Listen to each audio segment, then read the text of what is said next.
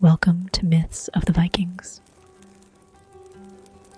Close your eyes now and take a deep, quiet breath. You're safe here, and I'm going to tell you a story. A story from long ago, from the cold, ancient lands of the north, where the sky danced with light and the wind carried the voices of gods and giants. This is a place where the world was born from ice and fire, where great trees touched the heavens and golden halls floated above the clouds. Each night, I'll share a tale with you of Odin the wise, Thor the mighty, Loki the clever, and Freya, the goddess of love and war. These stories were once whispered around glowing hearths, beneath firs and candlelight, as snow fell softly outside. So just relax, let your body melt into the bed beneath you, and let my voice guide you into the myths of the Vikings. Tonight, the tale begins in the silence before the first spark of creation. Chapter 1.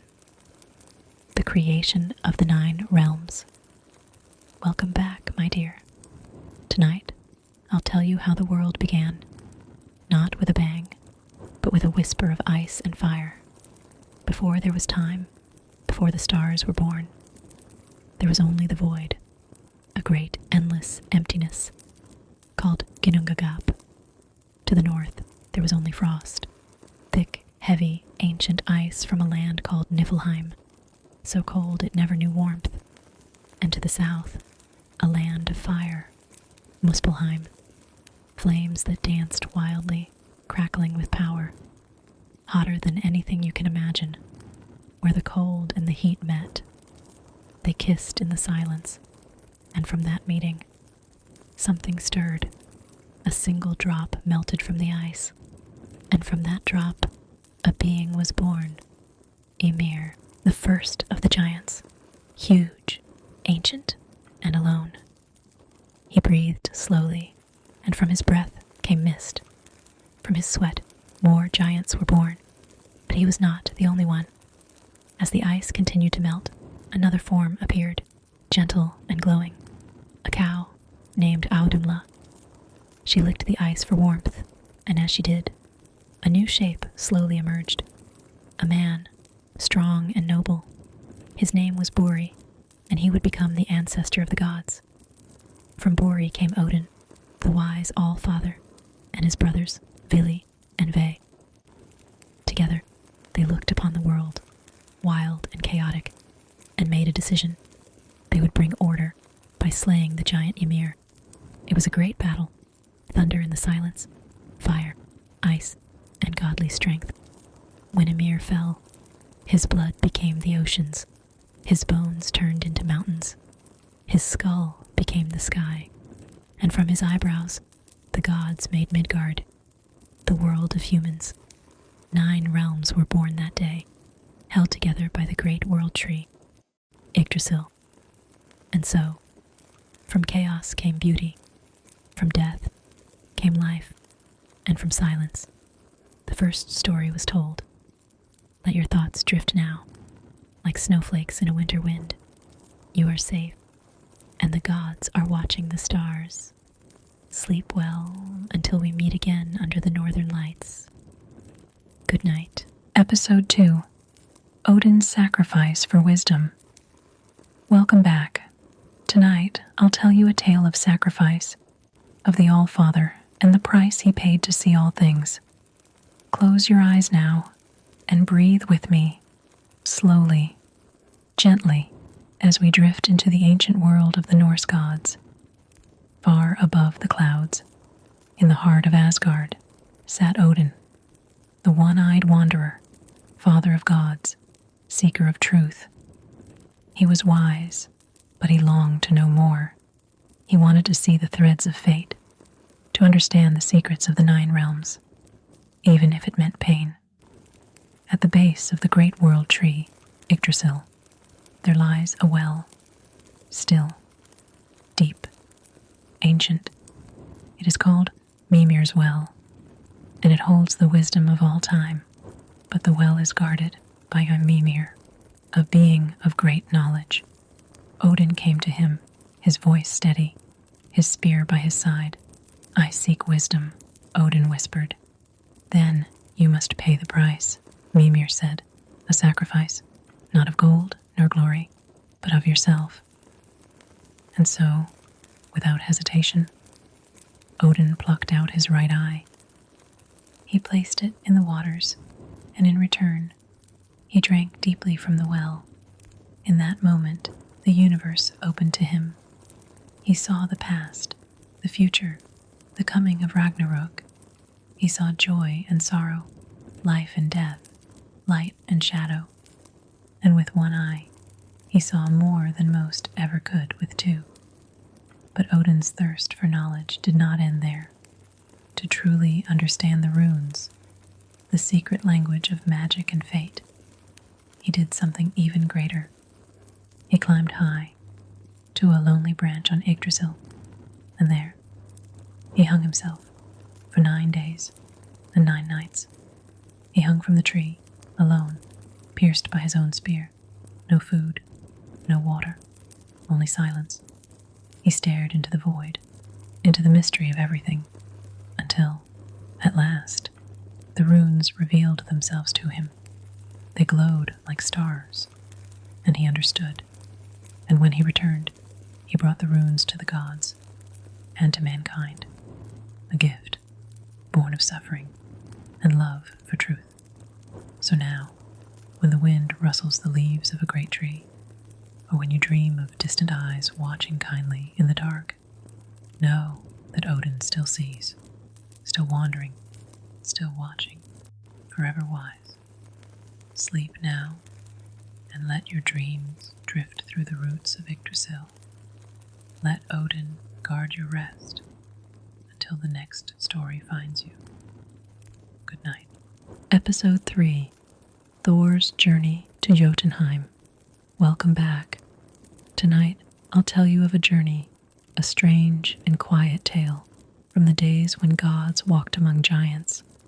Thor, the god of thunder, was strong, proud, and quick to anger, but he was also brave, and when challenged, he never turned away. One morning, he woke to find something missing. His hammer Mjolnir was gone. The skies were still. No thunder rolled, no lightning danced. Without his hammer, Thor was vulnerable, and the gods grew uneasy. Loki, ever the trickster, offered to help. He flew across the 9 realms and returned with news. "The hammer," he whispered, "is deep in Jotunheim, the land of the giants." And so Thor prepared for the journey. He did not go alone. Loki came with him, and together they disguised themselves. Thor in the robes of a humble traveler, Loki as his clever guide. They walked across mountains and frozen rivers, through forests that whispered in forgotten tongues, until they came to the great hall of the giant king, Utgarda Loki. The giants welcomed them with eyes full of mischief. But before Thor could demand his hammer, the king smiled. "Here," he said, "we settle things through tests." Thor, impatient, agreed. "The first test, a drinking horn. Empty it if you can," said the giant. Thor drank deep, once, twice, a third time, but the horn would not empty. He frowned, confused. The second test, a wrestling match. Thor was strong, but they brought out an old woman. He laughed, but when the match began, he could not move her. She brought him to his knees. The third test, he must lift a cat. A simple thing, he thought. But as he strained, the cat arched its back, and Thor could barely raise one paw from the ground. The giants roared with laughter, and Thor burned with shame. But then the truth was revealed. Nothing had been what it seemed. The horn was connected to the sea. With each sip, Thor had lowered the ocean itself. The old woman was age. No one, not even a god, can defeat time.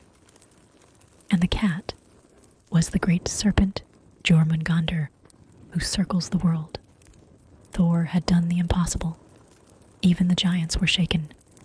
Though he did not find his hammer that day, he earned something more: respect, fear, and the quiet knowledge that not all strength is in striking. Sometimes it is in understanding what you cannot conquer. So now, rest and let the thunder fade into soft rain. Let Thor's courage guide your dreams tonight. Good night. Episode 4, Loki and the Birth of Sleipnir. Welcome back, my love.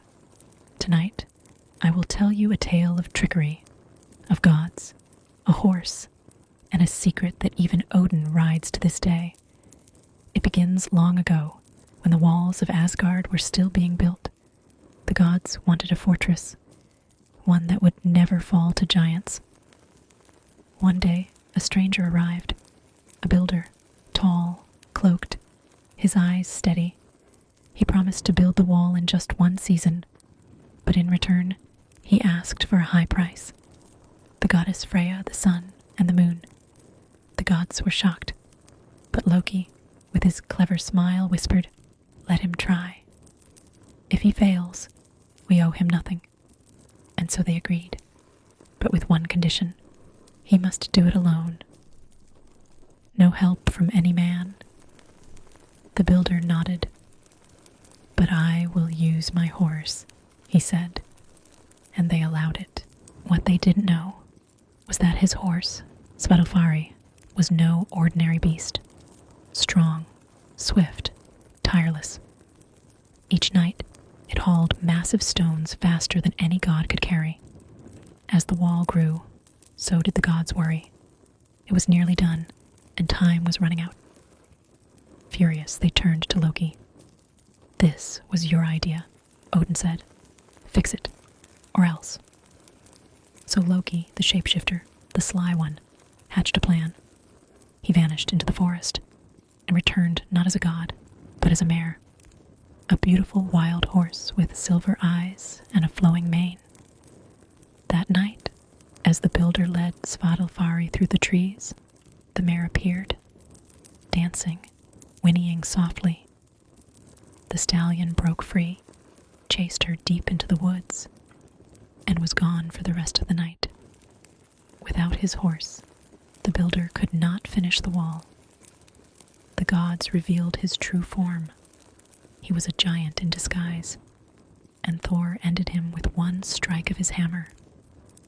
But Loki did not return right away. Many moons passed, and when he did, he brought with him a foal, a strange gray horse with 8 legs instead of 4, a creature born of god and stallion. Loki gave the foal to Odin. His name was Sleipnir, fastest of all horses, able to ride through air, land, and even the underworld. To this day, Odin rides Sleipnir across the 9 realms, a reminder of Loki's mischief and the strange gifts it sometimes leaves behind. So rest now and imagine silver hooves galloping through the clouds above. Let the sound lull you and drift softly into sleep. Good night. Episode 5, The Binding of Fenrir. Welcome back. Tonight's tale is one of fear, trust, and betrayal beneath the eyes of gods. It is the story of Fenrir, the great wolf, and the silence that followed when the gods betrayed him. Long ago, Loki fathered 3 strange children. The gods looked upon them with dread in their hearts. One was Jormungandr, the serpent who would one day encircle the world. Another was Hel, a girl with half a face like death who would rule the realm of the dead. And the third was Fenrir, a wolf, huge, powerful, growing faster than any had ever seen.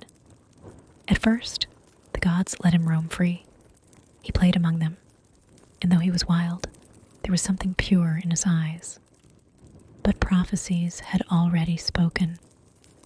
They whispered that Fenrir would one day bring ruin to Asgard, that he would devour Odin himself. And so, the gods grew afraid. They decided he must be bound, but they could not show their fear. Instead, they made it a game. They forged mighty chains and brought them to Fenrir. "Let us test your strength," they said gently.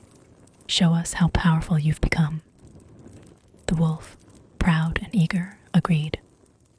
The first chain snapped easily, so they made another, stronger, heavier, and again Fenrir broke it. The gods grew desperate. They went to the dwarves, deep beneath the mountains, and asked them to forge something no beast could break. And the dwarves did. From the sound of a cat's footfall, the breath of a fish, and the roots of a mountain, they wove a ribbon called Sleipnir. It looked soft, light as silk, but it was stronger than iron. The gods brought it to Fenrir, but this time he hesitated. "This ribbon is strange," he said, "and I do not trust it." "If you're afraid," they teased, "perhaps you're not as strong as we thought." He growled, "I will let you bind me, but only if one of you places a hand in my mouth. If you lie, I will bite." The gods looked at one another in silence, and then Tyr stepped forward, the god of war and of honor. He placed his hand in Fenrir's waiting jaws. The ribbon was tied, and Fenrir struggled. Once, twice, he thrashed and twisted, but it held. He was bound, and Tyr, he did not pull away. Fenrir bit down, and Tyr lost his hand. The gods laughed. They had won, but the wolf, he did not forget. They drove a sword between his jaws to keep them open, and he howled, his voice shaking the sky. He would wait until Ragnarok, until the day he would break free and fulfill his fate. Now sleep, and let the wind carry you across forgotten meadows where giant wolves once ran free. Let Tyr watch over you tonight and dream of strength and silent promises. Good night. Episode 6, The Theft of Idun's Apples. Welcome back. Tonight I'll share a tale of temptation, a golden secret, and the fruit that kept the gods young forever. In Asgard, there was a goddess named Idun, gentle, quiet, and always carrying a small wooden box. Inside that box were apples, not ordinary apples, but golden ones that shimmered like sunlight on still water. These apples were magic, and as long as the gods ate them, they would stay young, strong, and radiant. But one day, those apples disappeared, and the gods began to wither. Their skin grew pale, their hair silvered, and even mighty Thor felt the ache in his bones. This is how it happened. One morning, Loki and Odin traveled together through distant forests, searching for adventure. They grew hungry and caught a great ox, but no matter how long they cooked it, the meat would not roast. Then, a voice called out.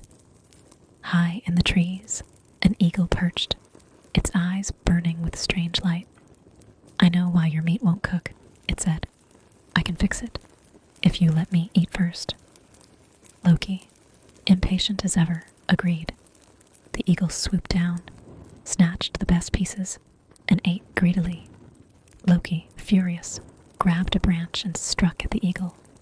But in a flash, the eagle's claws gripped Loki, and he was pulled high into the sky.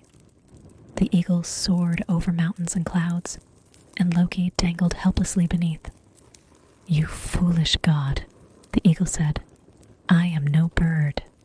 I am the giant Thjazi, and now you will do something for me." Loki, terrified, agreed. bring me Idun and her apples.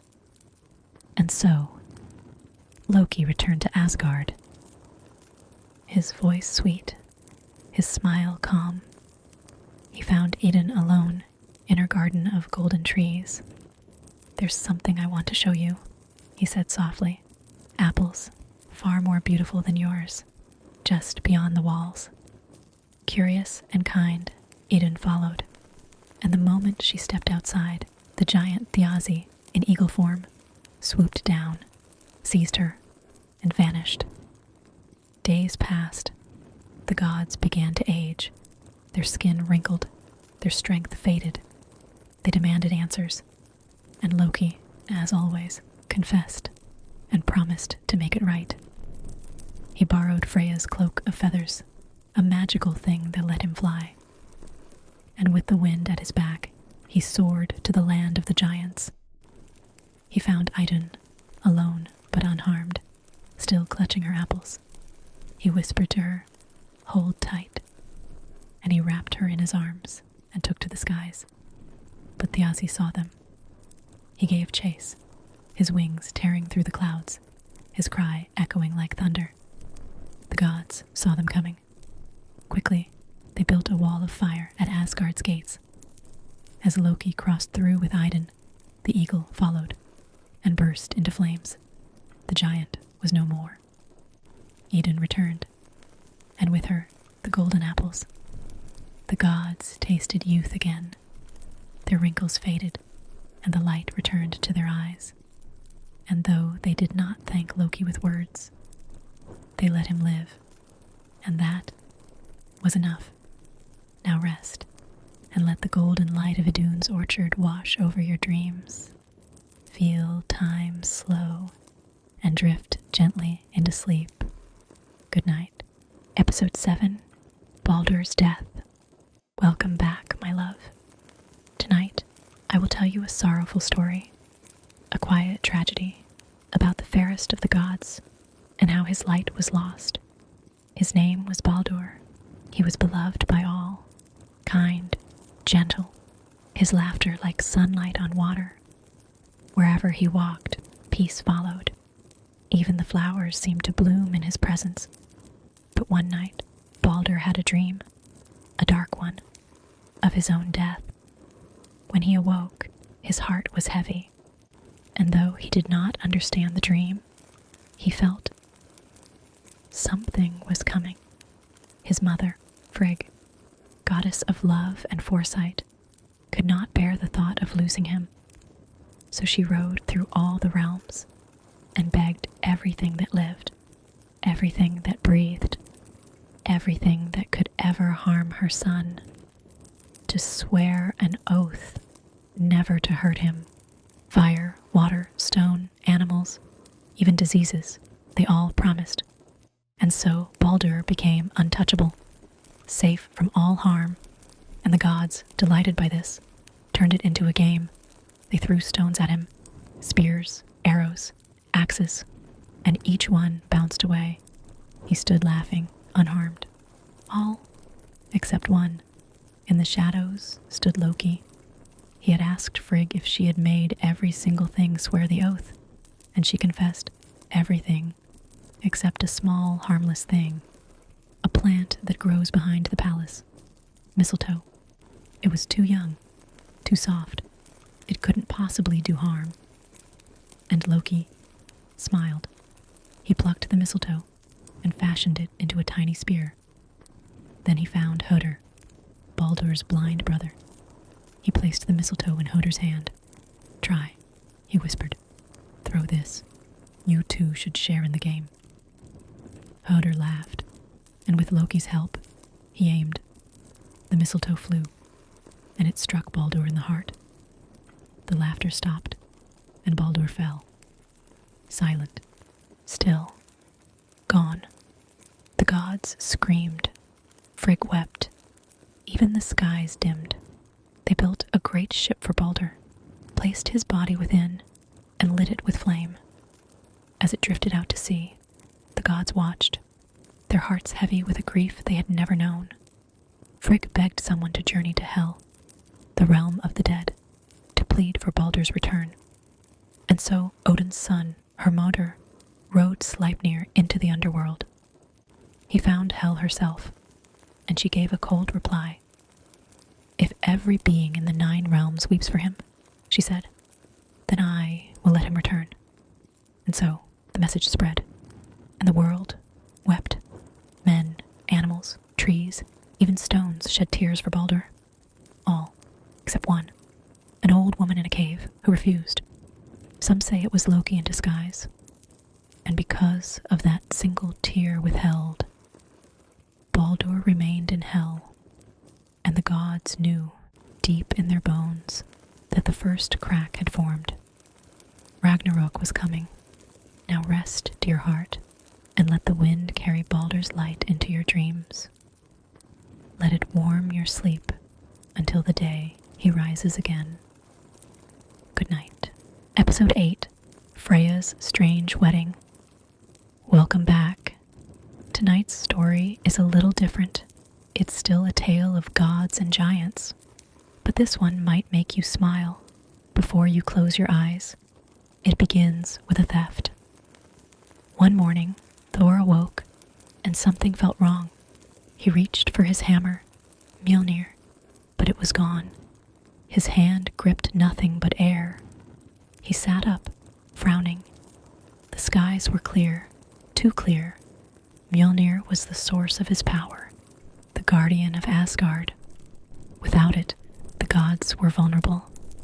Thor went straight to Loki, and Loki, well, he was already smiling. They went to Freya, goddess of beauty, who gave Loki her cloak of falcon feathers. With it, he soared through the clouds to the land of the giants. There he found Thrym, king of the frost giants, sitting on a stone throne, surrounded by ice and laughter. Thrym looked up. "I've hidden the hammer," he said proudly, "and I won't return it, unless the gods give me Freya's hand in marriage." Loki returned to Asgard and told the others. Thor was not pleased. They went to Freya and asked her to marry the giant. Freya's eyes blazed. Her necklace shimmered with fury. "I will not marry Thrym," she shouted. "Not for all the gold in the world." So the gods gathered in secret, and a strange plan was formed. Thor would wear a wedding dress. He would disguise himself as Freya and go to the land of the giants to retrieve his hammer. At first, he protested, but in the end, he agreed. They dressed him in fine silks, braided his hair, placed a bridal veil over his face, and Loki, ever committed, disguised himself as a handmaiden. Together, they set off for the wedding. When they arrived, Thrym was thrilled. He looked at the veiled figure before him and believed he was marrying Freya. At the feast, Thor ate an entire ox, 8 salmon, and drank 3 barrels of mead. Thrym blinked. "I have never seen a bride so hungry." Loki, in a sweet voice, replied, "She hasn't eaten in days. She was too excited to meet you." Thrym nodded. Then he leaned forward to lift the veil and saw burning eyes beneath it. He stumbled back, but before he could speak, Thor reached for his wedding gift. Thrym had laid Mjolnir on the bride's lap as a symbol of their union. Thor grabbed it and in a single motion ripped away the veil. The hall froze, and then the thunder came. Thor rose in his gown, his hammer in hand, and brought down the fury of the gods. The giants fled. The wedding was over. Thor returned to Asgard, robes torn, hair wild, but his hammer safe. The gods laughed, even Freya smiled, and the skies rumbled once more. "Now rest, my sweet, and let the laughter of the gods echo softly through your dreams. Sleep peacefully, with no need for disguises. Good night." Episode 9, The Building of Asgard's Wall. Welcome back. Tonight, I'll tell you how the gods built the Great Wall of Asgard, and how a deal with a stranger nearly cost them everything. Long ago, after the war between the gods and giants, Asgard stood exposed, its golden halls vulnerable to attack. So the gods decided they would build a wall, tall, strong, unbreakable, a shield against all enemies, but none among them had the skill or strength to build it. One day, a stranger arrived, a builder, tall and quiet, his face hidden beneath a hood. "I will build your wall," he said, "strong enough to last for all time, but in return, I want a reward." "What do you ask?" Odin said. The builder's voice was calm. "I want Freya, and the sun, and the moon." The gods fell silent. It was too much, far too much. But Loki, with a gleam in his eye, stepped forward. "Let him try," he said, "but place limits. He must complete it in one season, with no help, except his horse." The builder agreed, and the gods sealed the deal with ancient oaths. The work began, and to their surprise, it moved quickly. Too quickly. The builder worked from dawn to dusk, and with him was his stallion, Svadilfari, stronger than any beast they had ever seen. Together, they hauled stone after stone, and the wall rose higher each day. As the final days of the season approached, the gods grew nervous. At this pace, the wall would be finished in time, and they would lose Freya, and the sun, and the moon. They turned to Loki. "This was your idea," they said. "Fix it, or pay with your life." Loki, nervous now, transformed himself. He became a mare, a beautiful wild creature with silver hair and gentle eyes. That night, as the builder led Svadilfari through the forest, the mare appeared, trotting softly between the trees. Svadilfari saw her and broke free. He chased her through the dark woods, his hooves pounding the earth, his master shouting in vain. The builder lost precious time. Day after day, he searched for his horse, and when the season ended, the wall was not complete. The gods, enraged at the trick, revealed his true form. He was no man, but a giant in disguise. And Thor, with a single blow of Mjolnir, struck him down. The wall was finished by the gods themselves. Freya was safe. The sun and moon returned to the sky, and Loki, well, sometime later, he returned too. But not alone. He was still in the form of a mare, and beside him trotted a strange foal, a gray horse, with 8 legs. His name was Sleipnir, a gift born of trickery, and the fastest steed in all the realms. Odin took him with pride, and Loki said nothing. "Now, sleep, little one, and imagine the great wall of Asgard rising stone by stone in the moonlight. Dream of magic, of cleverness, and the strange ways fate finds balance." Good night. Episode 10, Ragnarok, the Twilight of the Gods. Welcome back, my love. Tonight, I will tell you how it all ends. The final chapter of gods and giants, of fire and frost, of endings and beginnings. This is the story of Ragnarok, the Twilight of the Gods. It begins with silence. The winds stop. The stars fade, and the great tree, Yggdrasil, begins to tremble. The first sign is the Fimbulwinter, a long, bitter cold. 3 winters without end. No sun, no warmth, no hope. The world forgets joy.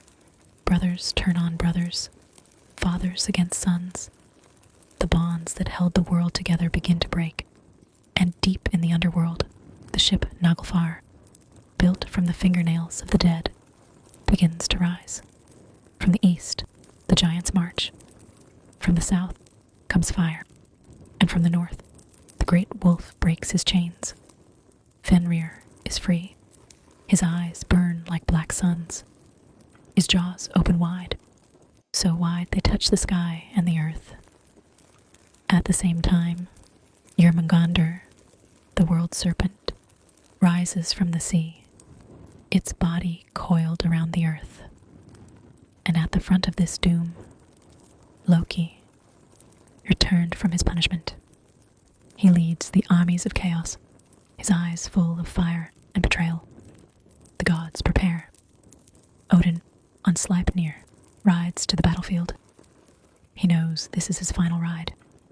Thor, with Mjolnir in hand. Freya, brave and ready, though he lacks the sword he once gave away.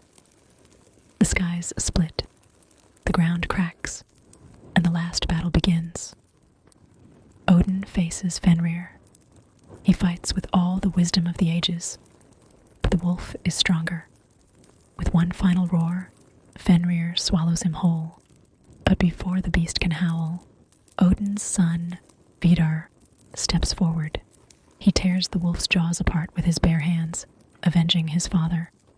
Thor meets the serpent. Lightning and venom clash. He strikes Jörmungandr with a final mighty blow, and the serpent dies. But Thor takes only 9 steps before poison fills his lungs, and he falls. Loki meets Heimdall, guardian of the Rainbow Bridge. They fight, and they fall, together. The fire giant Surtur lifts his flaming sword, and with one sweep, he sets the world ablaze. The seas rise, the sky burns, and all is quiet once more. But this is not the end. From the ashes, a new world rises, green, peaceful, bathed in soft light.